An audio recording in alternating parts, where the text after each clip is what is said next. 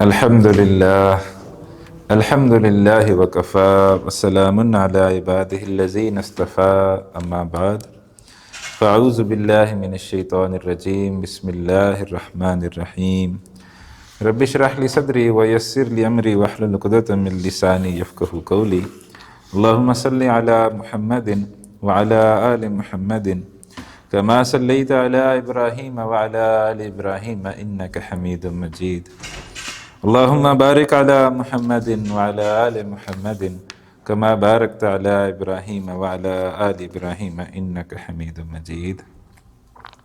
عزیز طلباء، السلام علیکم ورحمۃ اللہ وبرکاتہ۔ امید ہے آپ خیر و عافیت سے ہوں گے۔ الحمدللہ 40 روزہ عربی کورس جس کا آغاز ہم نے 1 دسمبر 2025 کو کیا تھا، آج اس کی آخری کلاس ہے اور یہ اپنے اختتام کو پہنچ رہا ہے۔ لیکن انشاءاللہ یہ ویڈیوز جو ہیں یہ انہی لنکس پر، اسی چینل پر آپ کے لیے موجود رہیں گی، تا وقت کہ یوٹیوب والے کو یہ ہمارے ساتھ پنگا کر کے اس کو اڑا نہ دیں تو وہ پھر ان کی مرضی ہوگی۔ تو وگرنہ یہ ویڈیوز انشاءاللہ یہاں پر ہی موجود رہیں گی، اور آپ جب بھی اس سے استفادہ کرنا چاہیں ضرور کیجئے۔ انشاءاللہ تعالی آپ جب قرآن سیکھیں گے تو آپ کو بھی اجر ملے گا، اور انشاءاللہ ہمیں بھی اجر ملے گا، ہم بھی اس اجر کے اندر شریک ہو جائیں گے۔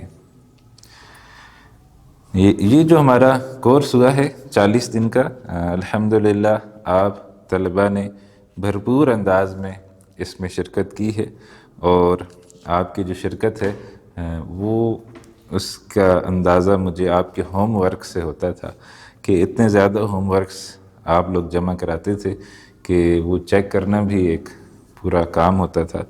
تو لیکن چونکہ اب کلاس ختم ہو گئی ہے تو لہٰذا اب ان لنکس کے اوپر مزید ہوم ورک سبمٹ نہیں کروایا جا سکے گا۔ تو اب انشاءاللہ اگلی جو کلاسز ہوں گی اس میں جو ہے نا وہ اگر جب ہم نیا کورس لانچ کریں گے تو اس میں جو ہے نا وہ آپ نئی کلاس میں پھر وہاں ہوم ورک جمع کرائیے گا۔ تو آپ تمام طلباء کا بہت شکریہ جو آپ نے اس قدر توجہ سے یہ کورس سنا ہے۔ اللہ سبحانہ و تعالی ہمیں قرآن حکیم پڑھنے، سمجھنے، عمل کرنے اور اس کو دوسروں تک پہنچانے کی توفیق عطا فرمائے۔ آج کی جو ہماری آخری کلاس ہے اس کے اندر بانی تنظیم اسلامی ڈاکٹر اسرار احمد رحمۃ اللہ علیہ کا جو ایک کتابچہ ہے اس کی ہم کچھ تھوڑا سا یادہ کریں گے کہ اس کے اندر ڈاکٹر صاحب نے کیا بات کہی ہے۔ اس کتابچے کا عنوان ہے مسلمانوں پر قرآن مجید کے حقوق، کہ اللہ سبحانہ و تعالیٰ نے جو قرآن حکیم ہمیں دیا ہے اس کے حقوق کیا ہیں، ٹھیک ہے، بحیثیت مسلمان ہمارے اوپر کیا کیا ذمہ داریاں جو ہے وہ عائد ہوتی ہیں کہ قرآن حکیم کے ساتھ ہم نے کیا کیا معاملہ جو ہے نا وہ کرنا ہے۔ تو 5 باتیں ڈاکٹر صاحب نے کہی ہیں، انشاءاللہ انہی 5 باتوں کو آج ہم نے سمجھنا ہے اور انشاءاللہ پھر مزید آپ سے بات کریں گے۔ پہلی بات کیا ہے جی؟ بانی تنظیم اسلامی ڈاکٹر اسرار احمد صاحب رحمہ اللہ نے مسلمانوں پر قرآن مجید کے 5 حقوق جو ہے نا وہ بیان کیے ہیں۔ سب سے جو پہلا حق ہے وہ یہ ہے کہ اس کے اوپر ایمان لایا جائے، اور یہ آپ نوٹ کریں اور آپ نے اپنے آپ کو نمبر دینے ہیں کہ آپ کہاں کھڑے ہیں۔ تو جو سب سے پہلا حق ہے وہ مسلمانوں کے اوپر کیا ہے کہ ایمان لایا جائے۔ اب مسلمانوں کو یہ بات کہی جا رہی ہے کہ قرآن حکیم کے اوپر ایمان لایا جائے، تو ہم سب مسلمان ہیں تو ہم تو ایمان والے ہیں، تو پھر یہ بات کہنے کی کیا ضرورت ہے کہ ایمان لایا جائے۔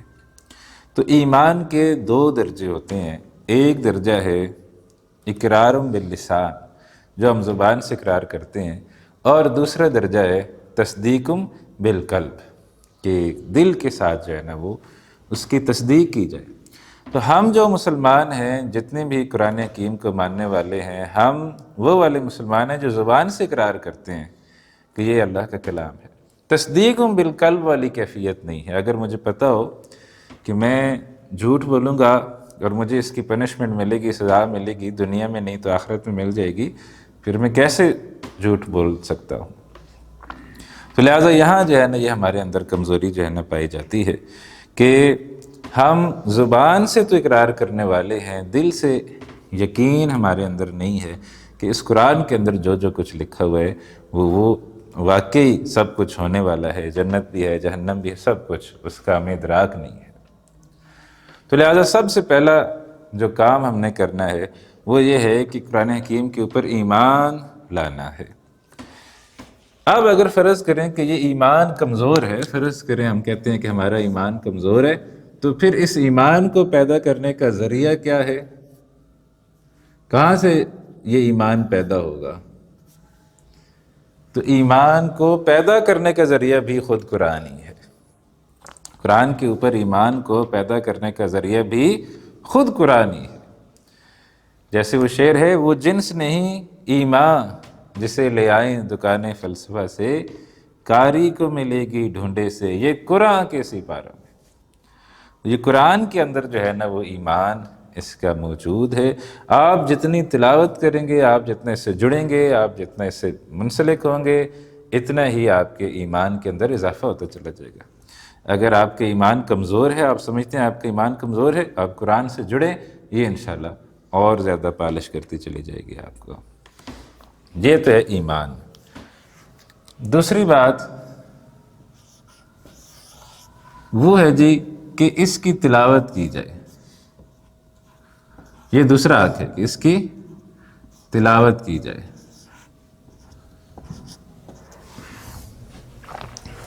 قرآن اللہ کا کلام ہے، اللہ سبحانہ و تعالیٰ نے ہمارے لیے نازل فرمایا ہے، تو لہٰذا ہمارے اوپر یہ لازم ہے کہ ہم اس کی تلاوت کریں۔ اب اگر کسی سے سوال کیا جائے کہ کتنی تلاوت کرنی چاہیے، تو جواب کیا آتا ہے؟ جی حسب توفیق، کہ حسب توفیق کوئی 1 رکوع پڑھ لے، کوئی 2 رکوع پڑھ لے۔ دین کے حوالے سے ہمارا حسب توفیق بہت تھوڑا ہوتا ہے، البتہ دنیا کے حوالے سے ہمارا حسب توفیق بہت زیادہ ہوتا ہے۔ کسی کی کوئی دکان ہے تو اس کو کہا جائے کہ دکان، اچھا تو نے دکان بنائی ہے، کتنی دیر کھولے گا؟ تو وہ اگر کہہ رہے جی بس جتنی اللہ نے توفیق دی اتنی دیر کھولیں گے، تو آپ سوچ لیں کہ یہ 12 سے 16 گھنٹے دکان کھولنے کا سوچ رہا ہے۔ اور دیکھ لیں دکانیں آلموسٹ اتنی کھلتی ہیں، اگر کوئی دن 12 بجے کھلتی ہے تو رات 12 بجے بند ہوتی ہے، جو صبح 8 بجے کھلتی ہیں رات 8 بجے بند ہوتی ہیں۔ تو ایٹ لیسٹ 12 گھنٹے ہم جب دنیا کے معاملات میں آتے ہیں تو ہمارا حسب توفیق کچھ اور ہو جاتا ہے۔ البتہ جب دین کا معاملہ آتا ہے، جب قرآن کا معاملہ آتا ہے، حسب توفیق جی 1 رکوع پڑھ لیں، 5 منٹ پڑھ لیں جی، 10 منٹ پڑھ لیں جی، تو یہ صحیح بات نہیں ہے۔ اس کے اندر جو ہے نا وہ تلاوت کی جائے جو کم از کم نصاب ہے، وہ ہے 1 پارہ۔ 1 پارہ جو ہے نا وہ روزانہ کم از کم پڑھا جائے، پھر جو ہے نا یہ سمجھ لیں کہ ہم تلاوت کا حق ادا کریں گے۔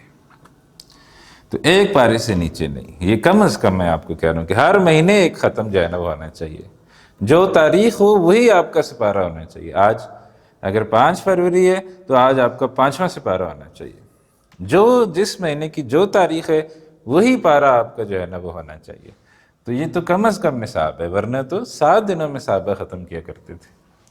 پھر یہاں اگر آپ پڑھ رہے ہیں تو آپ کوشش کریں کہ تجوید آپ کی اچھی ہونی چاہیے، ٹھیک ہے، پھر کچھ حفظ بھی کر لیں جو زبانی نمازوں کے اندر پڑھا جا سکے، پھر جو ہے نا اور کیا ہونا چاہیے جی، روزانہ کا معمول ہونا چاہیے۔ تو یہ چیزیں جو تلاوت میں ہمارے ذہن میں رہنی چاہیے کہ یہ چیزوں کو مد نظر رکھ کر ہم نے جو ہے نا وہ تلاوت کرنی ہے۔ تو روزانہ کا انشاءاللہ معمول، تو روزانہ ٹھیک ہے، تو زبانی بھی یاد ہونا چاہیے۔ ہمارے ہاں 2 انتہائی ہیں، ایک مکمل حفظ قرآن اور دوسرا سورہ اخلاص، وہ بھی پتہ نہیں آتی ہے کہ نہیں آتی۔ وہ ہم دفتر میں تھے تو ایک بندہ تھا، بہت تیز آدمی تھا، بہت تیز آدمی تھا، یعنی اس کا وہ ہماری فیلڈ کا ماہر بندہ سمجھا جاتا تھا۔ تو ایک دن وہ دفتر میں ہمارا ساؤنڈ سسٹم لگ رہا تھا، انٹرنل جو اناؤنسمنٹس ہوتی ہیں اس کا ساؤنڈ سسٹم لگ رہا تھا، تو اس نے جو ہے نا وہ قرآن حکیم کی تلاوت کی، میں کرنا جی، میں کرنا، بسم اللہ الرحمن الرحیم، قل هو اللہ احد اللہم صد لم یلد، سب نے جو ہے نا بیک آواز کہا اللہ الصمد، ہاں ہاں انجی پڑھے، انجی پڑھے، اچھا دوبارہ پڑھ دو، بسم اللہ الرحمن الرحیم قل هو اللہ احد اللہم صد، پھر غلط۔ تو ایک تو یہ انتہا ہے، قرآن کی ایک سورت بھی ہمیں صحیح پڑھنی نہیں آتی، اور دوسری دن کہتے ہیں بچے جی حافظ کرنے ٹھیک ہے جی۔ تو بھائی کچھ نہ کچھ تو آپ کو بھی زبانی یاد ہونا چاہیے نا، پورا نہیں صحیح لیکن کم از کم آخری پارہ تو حفظ ہونا چاہیے، ٹھیک ہے، آخری پارہ حفظ ہونا چاہیے۔ پھر آپ دیکھیں جو آخری منزل ہے، آپ اگر پورا قرآن حکیم بچوں کو نہیں بھی حفظ کراتے، نہ کرائیں، آخری منزل کرا دیں، 4.5 پارے ہیں وہ کرا دیں منزل، اس کے پیچھے آئیں تو سورہ یاسین حفظ کرا دیں، ٹھیک ہے، اس کے پیچھے آئیں تو سورہ کہف حفظ کرا دیں کہ جمعے والے دن وہ پڑھنی ہوتی ہے۔ تو یہ 5-6 پارے کم از کم، سورہ بقرہ کا آخری رکوع، یہ ایسے جو مشہور مقام ہے، تو یہ 5-6 پارے تو ہر بچے کو آنے چاہیے۔ تو ایک بچہ تو میرا حافظ بن رہا ہے، وہ الحمدللہ اب اس کا حفظ مکمل ہونے کے قریب ہے۔ جو اب بیٹی ہے اس کو بھی ہم یہ لگا رہے ہیں کہ وہ پورا تو شاید نہ کرے لیکن آخری منزل ارادہ ہے کہ ہم اسے حفظ کرائیں، اور اسی طریقے سے دوسرا بچہ ہے اس کو بھی آخری منزل حفظ کرانی ہے۔ تو لہٰذا آپ بھی یہی تیّہ کریں، خود بھی اتنا حفظ کریں کہ کم از کم 1 پارہ 1.5 پارہ آپ کا اپنا حفظ موجود ہو جو آپ نمازوں میں پڑھیں، کیونکہ نماز میں تو پھر ہم قل اللہ احد سے آگے کچھ جا نہیں رہے۔ تو اور دوسری بات یہ کہ بچوں کو، جو ہمارے بچے چھوٹے ہیں جو ابھی حفظ کر سکتے ہیں، ان کو آپ حفظ پہ لگائیں، اور کم از کم ان کو آخری منزل پھر پیچھے آ جائیں سورہ یاسین، سورہ کہف، یہ ضرور آپ یاد کریں انشاءاللہ۔ وہ جب تک پڑھتے رہیں گے انشاءاللہ آپ کو صدقہ جاریہ ملتا رہے گا۔ بچے جو ہے نا ان کو آپ صرف نماز پہ لگا دیں، تو جب بھی وہ نماز پڑھیں گے، ٹھیک ہے، تو دعا کیا ہوتی ہے آخر میں، ہم جو عام طور پر ہمارے یہاں پڑھی جاتی ہے کہ جی رب اجعلنی مقیم الصلاۃ ومن ذریتی ربنا وتقبل دعا، آگے کیا کہتے ہیں، ربنا اغفر لی ولوالدی، ٹھیک ہے، اے اللہ مجھے بھی بخش دے، میرے والدین کو بھی بخش دے۔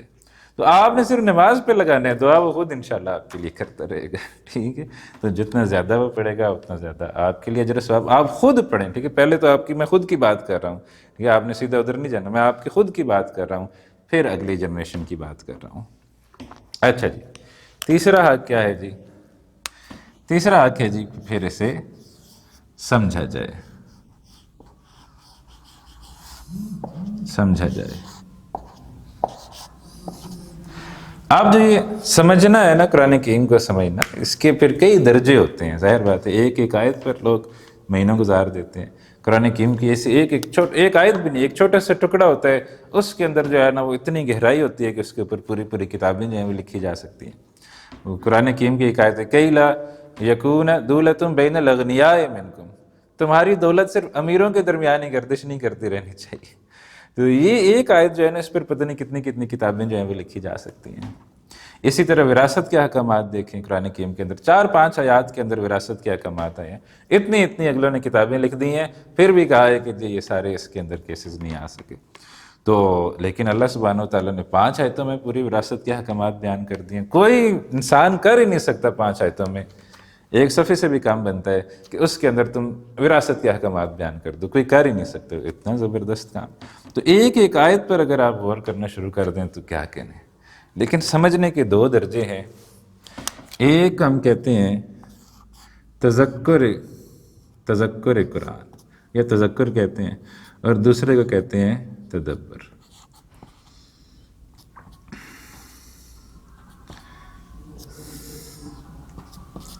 تذکر اور تدبر۔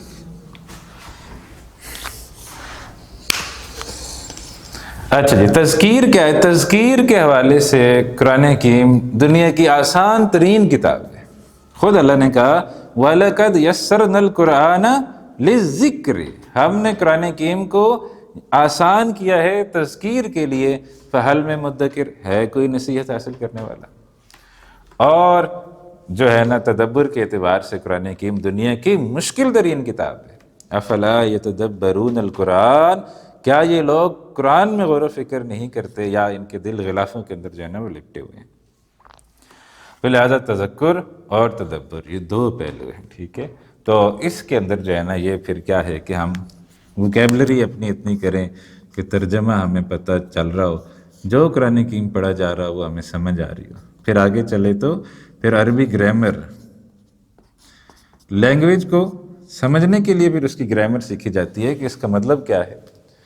تو عربی گرامر اتنی سیکھی جائے کہ ترجمے کی بھی حاجت انسان کو نہ رہے، ووکیبلری اتنی اچھی ہو اور گرامر اتنی اچھی ہو کہ ترجمے کی بھی حاجت نہ رہے، جو قرآن پڑھا جا رہا ہے براہ راست آپ کو جو ہے وہ سمجھ آئے، لینگویج بیریئر بھی بیچ میں سے ختم ہو جائے، تو پھر جو قرآن آپ کو سمجھ آئے گا وہ کوئی اور ہی قرآن ہوگا۔ تو ترجمہ اور عربی گرامر، تو لہٰذا یہ چیزیں جو ہیں یہ پھر ضروری ہیں اس کے لیے، جو آپ نے جس دروازے میں قدم رکھا ہے تو وہ یہاں ہے کہ اس کو سمجھا جائے۔ تو الحمدللہ آپ نے سمجھنے کا آغاز کیا ہے اس کورس کے ذریعے کہ آپ نے 40 دن نکالے ہیں، اس کا مطلب ہے کہ آپ سیریس ہیں۔ جو 40 دن کورس سن رہا ہے اس کا مطلب ہے کہ وہ سیریس اسٹوڈنٹ ہے، تو لہٰذا اب اسے آگے بڑھنا ہے اور آگے عربی گہرائی کے اندر اتر کے اس نے سیکھنی ہے انشاءاللہ۔ پھر جناب چوتھا حق کیا ہے؟ ہم سارے تو یہاں تک آ کے شاید رک جاتے ہیں۔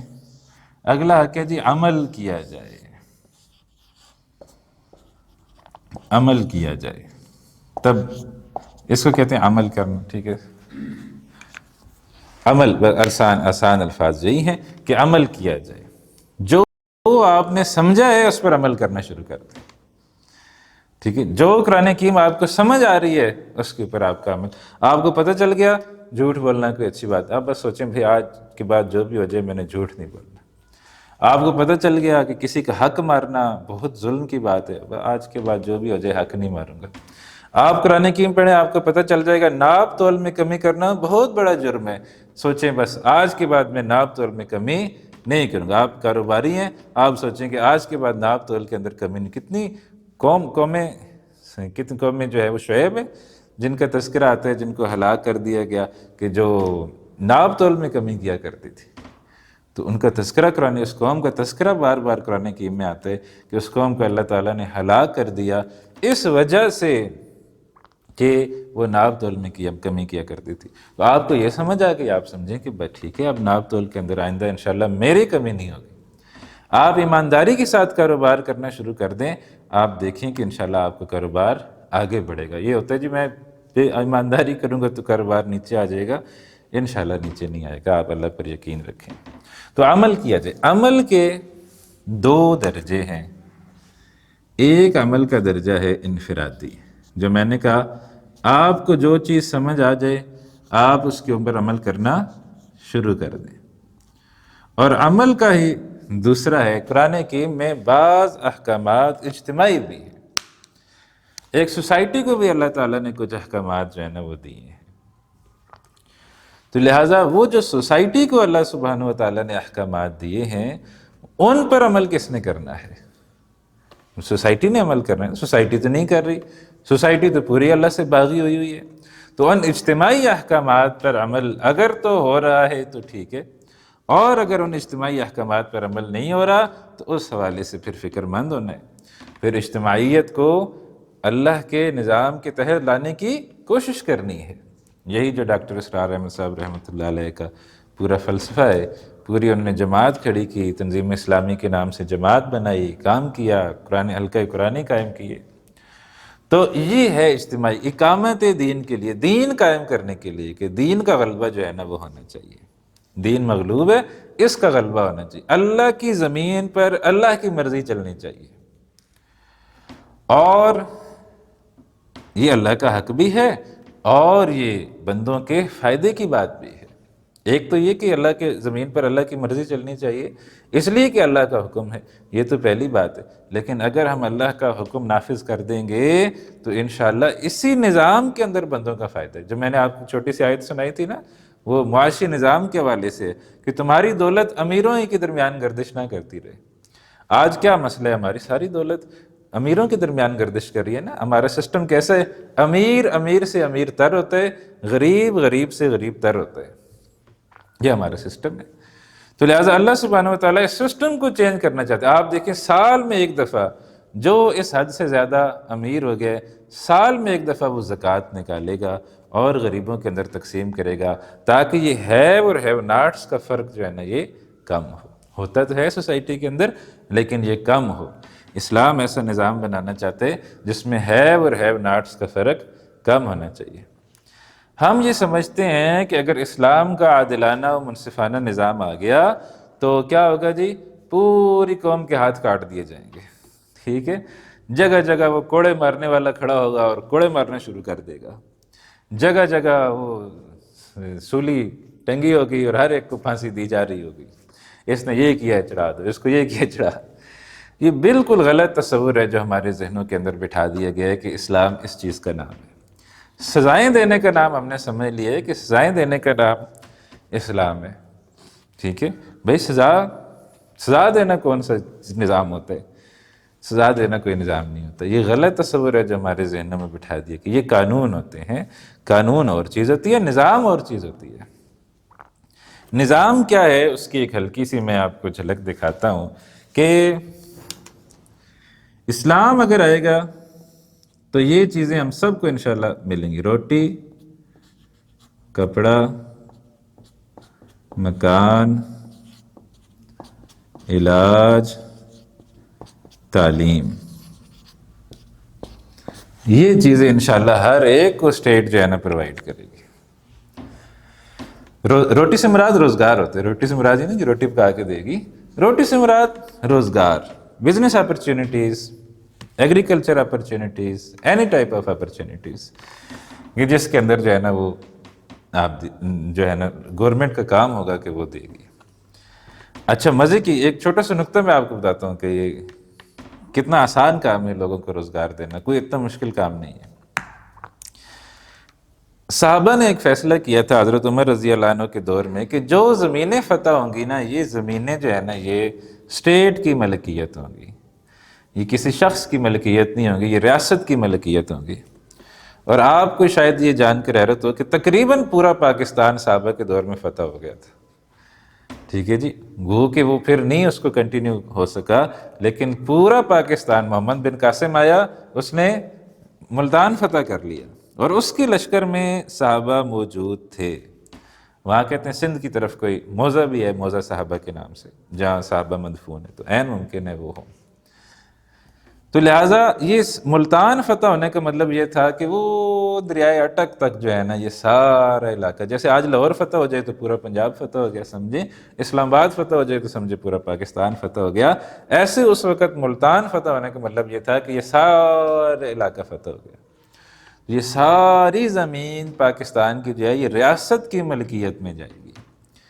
تو آج انگریز نے کیا کیا، جاتے جاتے یہ زمین بڑے بڑے جاگیرداروں میں اور بڑے بڑے سرمایہ داروں میں بانٹ گیا، اور وہ کوئی جناب 1000 مربوں کا مالک ہے، اور کوئی 2000 مربوں کا مالک ہے، اور کوئی 3000 مربوں کا مالک ہے، اور کوئی 10,000 مربوں کا مالک، کوئی 50 گاؤں کا مالک ہے، کوئی 100 گاؤں کا مالک ہے۔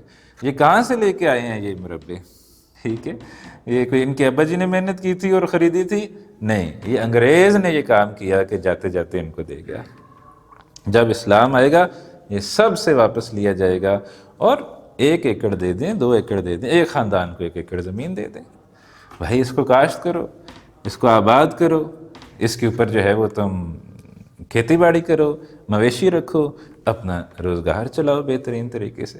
تو آسانی کے ساتھ دیا، لیکن وہ اسلام کا سسٹم آئے گا تو یہ سب کچھ ہوگا کہ روٹی ملے گی سب کو، یعنی انشاءاللہ آسانی سے روزگار ملے گا۔ یہ بات جو میں آپ کو کہہ رہا ہوں نا کہ زمینیں واپس لے لی جائیں گی، یہ شاید آپ کو نہیں پتہ ہو، لیکن ان کو پتہ ہے جن کے پاس زمینیں ہیں، ٹھیک ہے، کہ جس دن اسلام آ گیا یہ ہماری زمینیں واپس چلی جانی ہیں۔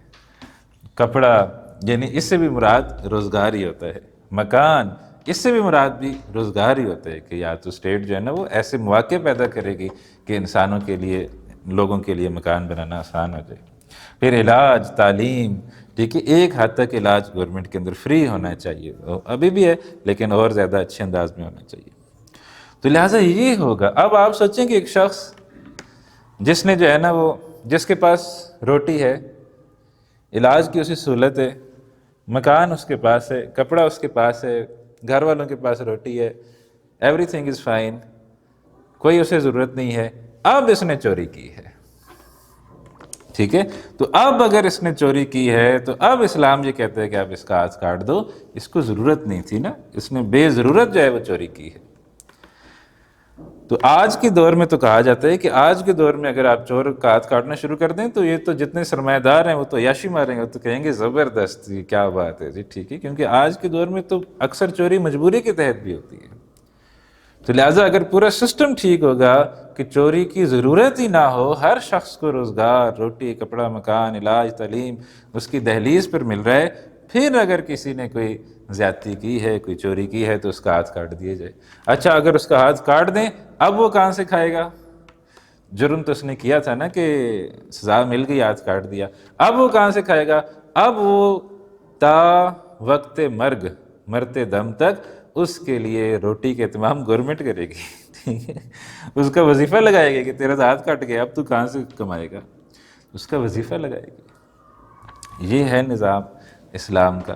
تو ہم نے یہ سمجھ لیا ہے کہ شاید سزائیں دینے کا نام اسلام ہے، سزائیں دینے کا نام اسلام نہیں ہے، یہی وجہ ہے کہ لوگ بھٹک جاتے ہیں۔ تو ہم نے یہ بات کو سمجھنا ہے اور اس ملک کے اندر انشاءاللہ دین کے قیام کی جدوجہد جو ہے نا وہ کرنی، کہ اللہ کا دین اس ملک کے اندر غالب آ جائے۔ ابھی وقت نہیں ہے، ورنہ میں آپ کو بتاتا ہوں کہ 400 سال کی جو تاریخ ہے وہ یہی بتاتی ہے کہ دین کا غلبہ اب اسی خطے سے جو ہے نا وہ ہونا ہے۔ 400 سال پیچھے چلے جائیں، شیخ احمد سرہندی کو دیکھیں، شاہ ولی اللہ محدث دہلوی رحمۃ اللہ علیہ کو دیکھیں، پھر ان کا پورا خانوادہ دیکھیں جو انڈیا کے اندر ہیں، وہ جائیں ذرا دہلی، کبھی ان کی قبروں پر جائیں اور ان کے لیے دعا کریں کہ کتنے عظیم عظیم لوگ جو ہے نا وہ اس سرزمین میں پیدا ہوئے ہیں۔ پھر اور آگے آئیں تو یہ تو بڑے لوگ، شاہ ولی اللہ محدث دہلوی تو بہت بڑا نام ہے، شیخ احمد سرہندی تو بہت بڑا نام ہے، آگے آ جائیں اور کتنے کتنے لوگ جو ہیں وہ اس سرزمین کے اوپر پیدا ہوئے، علامہ اقبال، مولانا ابوالکلام آزاد، مولانا مودودی، ڈاکٹر اسرار، مولانا الیاس، یہ تو اس زمانے کے لوگ ہیں جو ہمارے سامنے جن کو ہم جانتے ہیں۔ تو لہٰذا یہ سارے حالات بتاتے ہیں کہ دین کا غلبہ یہاں سے ہونا ہے۔ میں نے اور آپ نے یہ سوچنا ہے کہ اس غلبے کے اندر میں اور آپ کیا جدوجہد کر سکتے ہیں۔ تو اس کے لیے اجتماعی نظام جو قرآن نے ہمیں دیا ہے، اس اجتماعی نظام کو قائم کرنے کے لیے ایک جماعت ضروری ہے، اور آپ کے لیے ضروری ہے کہ آپ کسی اجتماعیت کے اندر شامل ہوں۔ اور ڈاکٹر صاحب اسرار احمد صاحب رحمہ اللہ نے تنظیم اسلامی بنائی تھی اسی مقصد کے لیے کہ یہ اللہ کی زمین پر اللہ کے دین کو غالب کرے گی۔ مزید اگر آپ چاہیں تو پھر وہ ہماری ویب سائٹ ہے www.tanzeem.org، تو وہاں پہلے آپ سمجھیں، پھر انشاءاللہ اس پہ اگر فارم بھی ہوتا ہے جوائن تنظیم، وہاں آپ کلک کریں تو انشاءاللہ آپ کو وہاں سے بھی جوائن کر سکتے ہیں۔ اور آخری ہے جی جو حق ہے قرآن حکیم کا، وہ کیا ہے جی کہ قرآن دوسروں تک پہنچایا جائے۔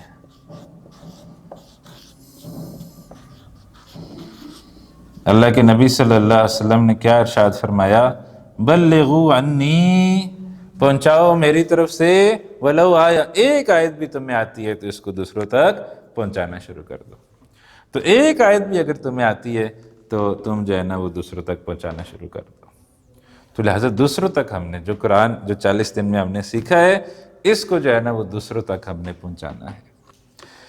اب یہ نہیں کہ یہ تو ایسے ہے نا، نبی علیہ الصلوۃ والسلام نے وہ مثال دی ہے نا، زنبیل، ایک مشک، ایک وہ ہوتی ہے نا جس کے اندر وہ کوئی بند کر دیتے، کیا مشک اس کو کہتے ہیں، زنبیل ٹائپ اس کو کہتے ہیں۔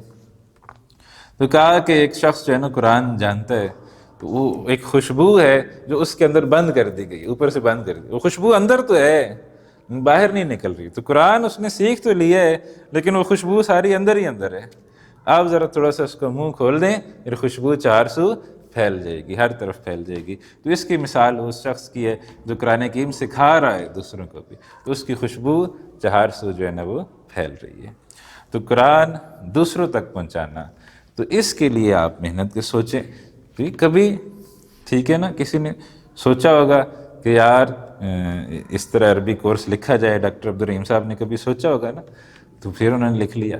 تو پھر ڈاکٹر آصف صاحب نے سوچا ہوگا کہ یار پڑھایا جائے، تو انہوں نے پڑھا دیا۔ کبھی ہم نے بھی سوچا ہوگا کہ آن لائن یار کر لیں کچھ، تو ہم نے بھی کر لیا الحمدللہ۔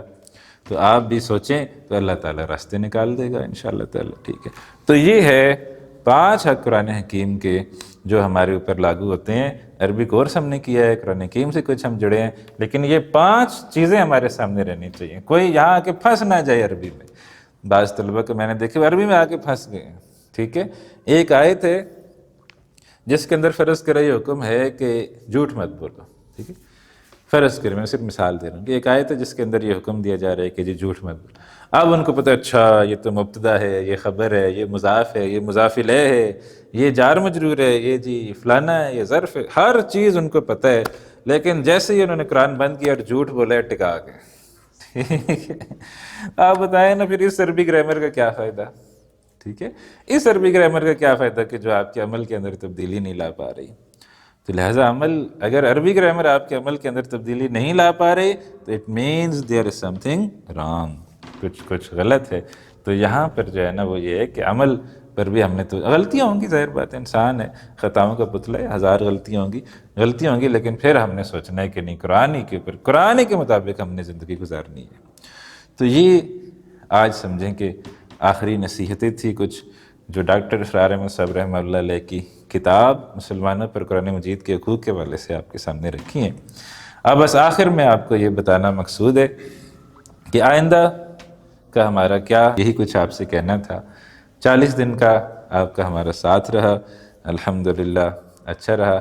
اس کورس کے دوران کوئی ایسی بات جو غلط ہو گئی ہو تو وہ ہمارے اپنے طرف سے ہے، شیطان کی طرف سے ہے، اس پر ہم اللہ تعالیٰ سے بھی معافی کے طلبگار ہیں۔ اور اگر کوئی بات صحیح ہوئی ہو تو اللہ تعالیٰ اس کو قبول فرمائے، اللہ تعالیٰ مجھے آپ کو اس کے اوپر عمل کرنے کی توفیق عطا فرمائے۔ جو طلبہ آگے ہمارے ساتھ چلیں گے تو انشاءاللہ ان سے رابطہ رہے گا۔ باقی لوگ دعاؤں میں یاد رکھیں، انشاءاللہ تعالیٰ زندگی رہی تو کہیں نہ کہیں تو ملاقات ہو ہی جائے گی، ٹھیک ہے جی۔ تو اسی کے ساتھ ہم اجازت لیں گے اس دعا کے ساتھ کہ اللہم ارحمنا بالقرآن العظیم واجعلہ لنا اماما ونورا وہدا ورحمہ، اللہم ذکرنا منہ ما نسینا وعلمنا منہ ما جہلنا وارزقنا تلاوتہ آناء اللیل وآناء النہار واجعلہ لنا حجۃ یا رب العالمین۔ اے اللہ ہمارا اس قرآن حکیم کو پڑھنا، پڑھانا، سیکھنا، سکھانا اپنی بارگاہ میں قبول و منظور فرما۔ جو صحیح بات ہم نے سیکھی ہے اس پر مجھے بھی، ہمارے بھائیوں کو، بہنوں کو، ہم سب کو عمل کرنے کی توفیق عطا فرما۔ کوئی بات غلط ہو گئی ہو تو اس کو تو درگزر فرما، اس کو تو معاف فرما۔ یا اللہ ہم سب کا خاتمہ بالخیر فرما، ہم سب کا خاتمہ لا الہ الا اللہ کے ساتھ فرما، ہم سب کا تو خاتمہ بالخیر فرما، ہم سب کو جنت الفردوس میں داخل فرما، ہم سب کو جہنم کی آگ سے محفوظ رکھ۔ یا اللہ ہم سب کو جنت الفردوس میں نبی اکرم صلی اللہ علیہ وسلم کا ساتھ نصیب فرما۔ یا اللہ ہمیں اور انبیاء کا، صحابہ کا، تابعین کا ساتھ جنت الفردوس میں نصیب فرما۔ یا اللہ ہم سب کو جہنم کی آگ سے محفوظ رکھ۔ یا اللہ ہمیں قرآن حکیم سے جڑے رہنے کی توفیق عطا فرما، زندگی کی آخری سانس تک یا اللہ ہمیں قرآن حکیم سے جڑے رہنے کی توفیق عطا فرما۔ یا اللہ جو بیمار ہیں ان کو تو صحت کاملہ عاجلہ مستمرہ عطا فرما۔ جو ہمارے بڑے بزرگ بہن بھائی ماں باپ اس دنیا سے چلے گئے ہیں یا اللہ تو ان کی مغفرت فرما، ان کے گناہوں کو درگزر فرماتے ہوئے ان کو جنت الفردوس میں اعلیٰ ترین مقام عطا فرما۔ یا اللہ ہمیں بھی ان کے ساتھ جنت الفردوس میں اعلیٰ ترین مقام عطا فرما۔ جو بے روزگار ہیں اللہ ان کو تو روزگار عطا فرما۔ جو اور کسی پریشانی کے اندر مبتلا ہیں، کسی بھی قسم کی پریشانی کے اندر مبتلا ہیں، ان کی تو پریشانیوں کو دور فرما۔ اے اللہ جو ہمارے طلبہ کے ذہن میں کوئی تیرے سے مانگنے والی بات ہے تو اس کو اپنی بارگاہ میں قبول و منظور فرما۔ یا اللہ جو ہم مانگ سکے وہ بھی عطا فرما، جو نہیں مانگ سکے اس کو بھی تو عطا فرما، بن مانگے عطا فرما۔ ہماری لغزشوں کو معاف فرما، ہم سب کو جنت الفردوس میں داخل فرما، ہم سب کا خاتمہ بالخیر فرما۔ آمین یا رب العالمین۔ وصلی اللہ تعالی علی خیر خلقہ محمد وعلی آلہ واصحابہ اجمعین برحمتک یا ارحم الراحمین۔